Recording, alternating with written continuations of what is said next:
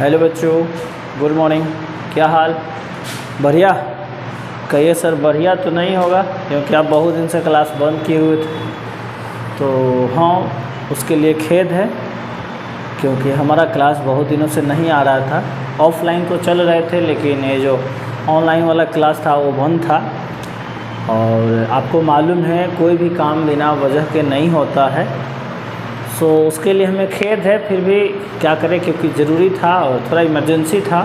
इसी कारण लगभग पिछले समझिए 40-45 दिनों से लगभग अप्रॉक्स 2 मंथ बोल सकते हो, 1.5 से 2 मंथ में कोई भी वीडियो नहीं गया। अगर छोटा मोटा गया भी है तो पहले का क्रिएट किया हुआ वीडियो होगा या शॉर्ट वीडियो होगा, ठीक है।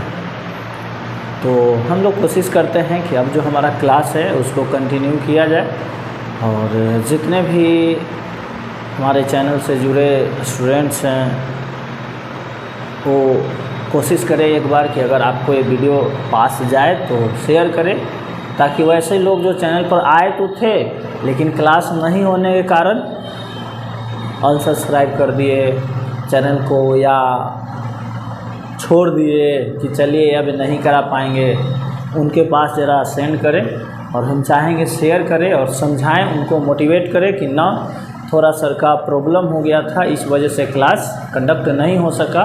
क्योंकि ऑफलाइन बैच को हम नहीं बंद कर सके क्योंकि उतना समय बच पा रहा था, लेकिन एक्स्ट्रा आना, क्लास कंडक्ट करना, फिर वीडियो एडिट करना, फिर उसको अपलोड करना, इसके लिए समय नहीं बच पा रहा था। इसके लिए हम आप लोग से माफ़ी मांग सकते हैं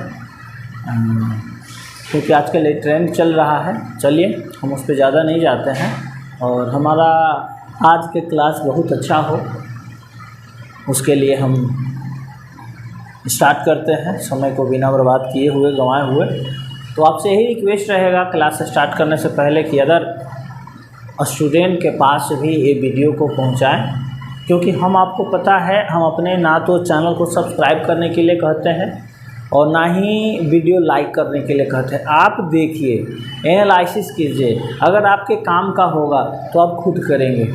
बहुत सारे लोग आते हैं, आपको ये बात है इतना इतना में तो तब चैनल को सब्सक्राइब कर दे, ये कर दे, वो कर दे। नहीं, मैं ऐसा नहीं करता। आप हमारे पिछले वीडियो में भी देख सकते हैं। हाँ, शुरुआत में मैंने भी बोला है और बोलता था, बट मिडल में मैंने और या रिसेंटली जो इससे पिछले 1-2 मंथ पीछे वीडियो अपलोड किए हैं उसमें इस वर्ड का इस्तेमाल नहीं किया है, मेरे द्वारा किया गया है। तो कोशिश करेंगे कि आगे भी हम ये सब फालतू की बातें ना करें आपके साथ और क्लास को शुरू करें। तो चलिए, आज तो हमारा पहला क्लास है यानी रीस्टार्ट है। तो हम किसी भी टॉपिक को आज हम लोग थोड़ा सा समराइज कर सकते हैं, समझ सकते हैं और बाकी का जो हमारा क्लास होगा अगले क्लास से यानी न्यू वीडियो जो आएगा वो अब बड़े बड़े वीडियो आएंगे। और क्योंकि समय निकाल रहे हैं हम इसके लिए, आप लोग के लिए और मेरे लिए भी, क्योंकि उसमें मेरा भी प्रॉफिट है। और एक और खुशखबरी है जो हम आपको कल बताएंगे कि वो क्या है। मीन कहने का अर्थ है कि अगले क्लास में आपको बताएंगे कि क्या है आप लोग के लिए। वैसे हमारे कुछ बच्चे थे जो आते तो थे लेकिन टिक नहीं पाते थे, या समझ जाइए इतना हिंट काफ़ी है। तो उनके लिए कुछ सोचे हैं, कुछ किया जाएगा। फ़िलहाल आज हम लोग देखते हैं एक प्यारा सा छोटा सा टॉपिक को और क्लास को आगे बढ़ाते हैं। तो आज की क्लास में जो है, आज की क्लास में हम लोग बेसिक बातें करेंगे जो इम्पोर्टेंट है 12th के पॉइंट ऑफ व्यू से, कंपटीशन के पॉइंट ऑफ व्यू से। क्योंकि 12th अच्छा रहेगा तो कंपटीशन आसानी से हो सकता है। आपको पता भी है कि बिहार सरकार ने बहुत अच्छा खासा वैकेंसी दिया है, वो टीचर्स के लिए हो या फिर बिहार पुलिस के लिए हो, जिसमें साइंस एक बहुत अच्छा फैक्टर है। जो बीपीएससी के द्वारा टीचर्स का एग्ज़ाम लिया जा रहा है, तो हमारा मालूम है कि साइंस में एक पार्ट केमिस्ट्री भी होता है, उसी को हम लोग पढ़ेंगे। सबसे पहला प्रश्न हम इसी देखेंगे। ये प्रश्न है कि H3PO3 इसको कहते हैं फास्फोरस एसिड। फास्फोरस एसिड या एक और नाम है इसका ऑर्थो फास्फोरस एसिड। इस तरह से बहुत सारे फास्फोरस के ऑक्सो एसिड होते हैं जो हम लोग क्लास 7 चैप्टर P ब्लॉक में पढ़ेंगे क्लास 7 बोर्ड में, sorry class 12 chapter 7 chapter name P block elements में पढ़ेंगे और पढ़े हुए हैं। तो ये कहता है कि इसमें जो सेंट्रल एटम है फॉस्फोरस, इसका ऑक्सीडेशन स्टेट कितना होगा। तो ऑक्सीडेशन स्टेट हम पीछे के क्लास में पढ़े हुए हैं, एक बार यहाँ हम फिर से रिवाइज करेंगे क्योंकि क्लास बहुत दिनों के बाद स्टार्ट हो रहा है, ताकि आप लोग को रिमेंबर किया जाए और समझाया जाए कि क्या क्या होगा, कैसे कैसे होगा। तो देखिए यहाँ बस दो बातों का ख्याल रखना है कि जो भी हाइड्रोजन है उस पर चार्ज लेना है +1 और जो ऑक्सीजन है उस पर चार्ज लेना है -2, और उतना से ही हमारा काम हो जाएगा। और जो फॉस्फोरस होते हैं वो बहुत प्रकार के ऑक्सो एसिड बनाते हैं, जैसे एक ए हो गया, एक ए हो जाएगा H3PO4 हो जाएगा, H3PO2 हो जाएगा, H4P2O6। फिर उसी तरह से सल्फ़र भी है जो बहुत प्रकार के ऑक्सो एसिड बनाते हैं। लाइक अगर इसी में हम लोग आगे बढ़ाएं तो H2SO3, H2SO4, H2SO5, ये थोड़ा एक्सेप्शनल है, इसको बाद में डील करेंगे। H2S2O6, H2S2O7, और सबका कुछ ना कुछ नाम है। इसमें से आप इसका नाम तो ज़रूर जान रहे होंगे, इसका नाम होता है सल्फ्यूरिक एसिड, सल्फ्यूरिक एसिड।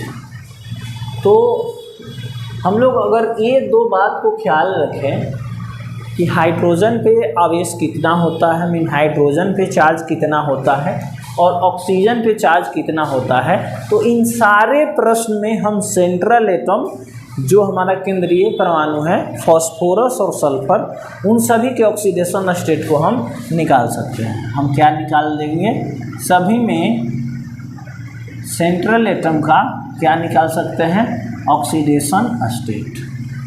क्या निकाल सकते हैं, ऑक्सीडेशन स्टेट। हिंदी में इसको कहेंगे ऑक्सीकरण अवस्था, ऑक्सीकरण अवस्था या ऑक्सीकरण नंबर भी बोल सकते हैं, ऑक्सीकरण संख्या। और देखिए बहुत सिंपल सा बात याद रखना है कि आप देखिएगा इसमें तीन ही प्रकार के एटम हैं, hydrogen, phosphorus, oxygen, hydrogen, sulphur, oxygen. तो सल्फर और फास्फोरस का तो हमको निकालना ही है, सल्फर और फास्फोरस का हमको क्या करना है, ऑक्सीडेशन स्टेट निकालना है। तो हमको दो एटम का चार्ज मालूम होना चाहिए, तीसरा को हम आराम से फाइंड आउट कर सकते हैं ना। तो देखिए जिसमें हाइड्रोजन पर चार्ज कितना पुट करना है, +1, और ऑक्सीजन पर चार्ज कितना पुट करना है, -2, और इस तरह से जो है हम ऑक्सीडेशन स्टेट को निकाल सकते हैं। शुरू करें, इसको साइड में लिख देते हैं और देखिए एक एक करके हम निकालते हैं। क्या बोले, याद रखिए हाइड्रोजन पर चार्ज +1 और ऑक्सीजन पर चार्ज हो जाएगा -2। पहला प्रश्न हमारा ऑर्थोफॉस्फोरस एसिड या फास्फोरस एसिड है H3PO3 इन फास्फोरस। ऑर्थोफॉस्फोरस एसिड में फास्फोरस का ऑक्सीडेशन स्टेट हमको कैलकुलेट करना है। तो देखिए oxidation state of phosphorus directly proportional, hydrogen की संख्या 3 है और हाइड्रोजन पे चार्ज होता है +1। हाइड्रोजन पे चार्ज कितना होता है, +1, प्लस फास्फोरस के लिए निकालना है तो x, ऑक्सीजन की संख्या 3 है, चार्ज होता है -2 बराबर।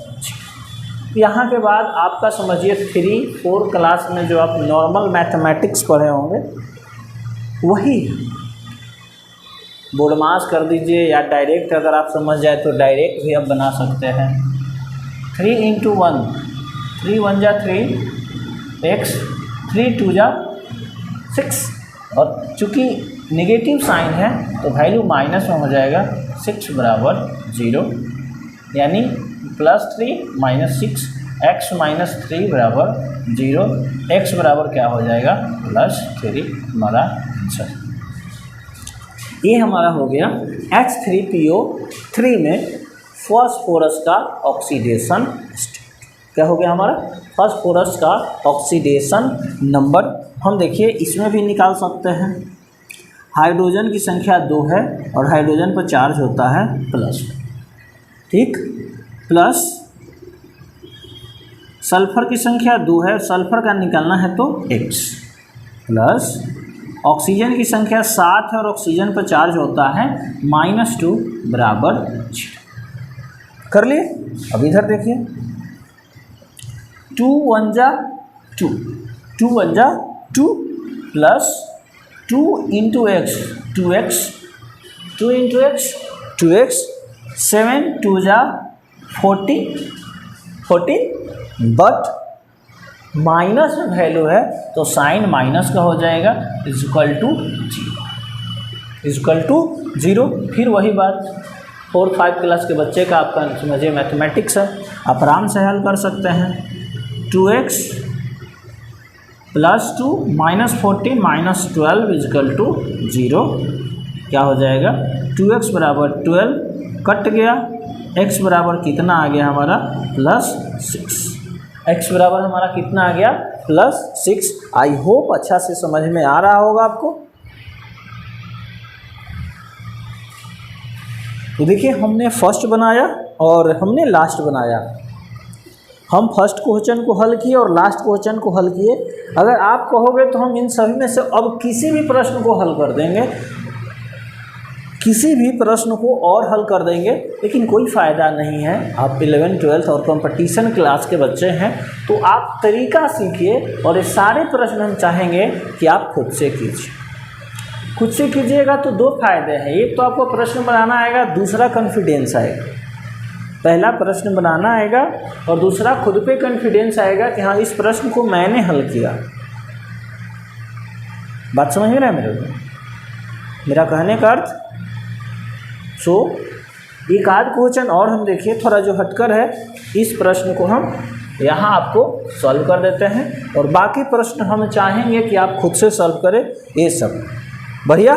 चलिए हाइड्रोजन की संख्या देखिए 4 है, हाइड्रोजन पे चार्ज होता है +1, प्लस फास्फोरस की संख्या 2 है, इंटू का निकालना है तो लिखेंगे x, प्लस ऑक्सीजन की संख्या कितना है 6। ऑक्सीजन की संख्या देखिए कितना है 6। ऑक्सीजन पर वैल्यू होता है -2 इक्वल टू 0। हो जाएगा क्या 4 + 2x -6 2 जा कितना 12 ना, इक्वल टू 0, प्लस 4 -12 क्या हो जाएगा 2x - 8 ना, इक्वल टू 0। 2x बराबर 8 कट गया 4 मरतबे, यानी हमारा आ गया x बराबर +4। आई होप ये सरल छोटा सा टॉपिक आपको बेहतर तरीक़ा से समझ में आया होगा। हम लोग अब स्टार्ट कर चुके हैं क्लास। जितना दिन बंद रहा सो बंद रहा। अब आपको ऑब्जेक्टिव भी मिलेगा, PDF भी मिलेगा, सब्जेक्टिव क्लास भी होंगे, यानी अब आपका क्लास प्रॉपर ढंग से चलेगा। और एक बात बताएं, अगले क्लास में बताएंगे कि एक नया जो लेकर आ रहे हैं आप सभी के लिए वो क्या है। थोड़ा सा पकड़िए, क्या हो सकता है गेस कीजिए, ठीक है। और बस एक तरह का इंट्रो क्लास था हम लोग का, समझिए मीटअप क्लास था बहुत दिन के बाद। सो इसमें एक छोटी सी बेसिक टॉपिक को हमने डील किया है।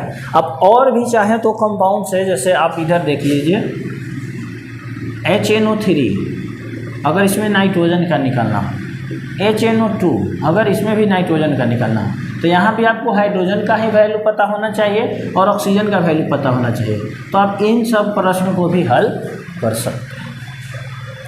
तो आपका प्रश्न यही रहा कि आप सभी सेंट्रल एटम का, केंद्रीय परमाणु का ऑक्सीडेशन स्टेट काउंट करेंगे, क्योंकि आज देखो कोई डिसाइड नहीं था कि हमको किस टॉपिक पे क्लास लेना था। सब मूल बात यही है। हम आप लोग से आज रूबरू एक तरह से मिलने आए थे कि हमारा क्लास जो होगा अब कंटिन्यू होगा, लेकिन ये आज डिसाइड नहीं था कि किसका क्लास कराना है। सो मैंने एक छोटा सा पॉइंट जिसका नाम ऑक्सीडेशन स्टेट, ऑक्सीकरण अवस्था है, उसको समझाने का कोशिश किया और ये बताने का कोशिश किया मेरे द्वारा कि अगला क्लास जो होगा हमारा एक पार्टिकुलर चैप्टर का होगा, एक पार्टिकुलर टॉपिक का होगा, जिसमें हम लोग बहुत बढ़िया से क्लास। तो चलते हैं, क्लास को लंबा नहीं करते हैं। धन्यवाद, बहुत बहुत धन्यवाद।